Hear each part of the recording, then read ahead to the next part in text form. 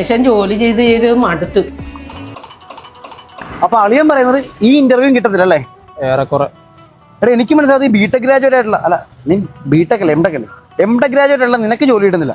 അപ്പൊ എന്റെ അവസ്ഥ എന്തായിരിക്കും? ഡിഗ്രി ഗ്രാജുവേറ്റ് ആയിട്ടുള്ള എന്റെ അവസ്ഥ? എടാ എനിക്കറിയാൻ പാടില്ല, ഇതെന്തോ 30ാമത്തെ ഇന്റർവ്യൂ കണ്ട അറ്റൻഡ് ചെയ്യണേ. എടാ ഞാൻ അതിനെ വിഷമിപ്പിക്കാൻ പറഞ്ഞാ നീ തമാശക്ക് എടുക്കുന്നത്. നമ്മുടെ ഇതിൽ അടുത്ത പരിപാടി പിടിക്കും. Cool man. കിട്ടിയാ മതിയായിരുന്നു. അല്ല നീ എങ്ങനെ വീട്ടിൽ പോകുമ്പോഴാൻ ബസ്സിനാ? ഒരു കാര്യം ചെയ്ത് ഈ പെട്ടി പിടിച്ച് പുറകെ ഇരിക്കാൻ ബൈക്കൊക്കെ ഉണ്ടോ? വലിയ സൗകര്യമൊന്നും അളിന് ബുദ്ധിമുട്ടാവോ? എന്നാ വെള്ളം കുടിച്ച് ചെല്ല്.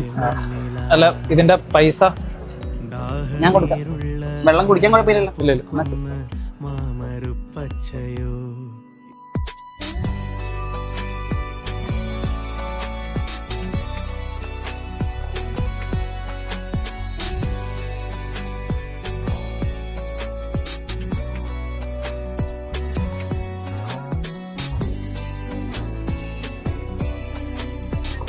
ശേഷം ജോലി ചെയ്ത് മടുത്ത്.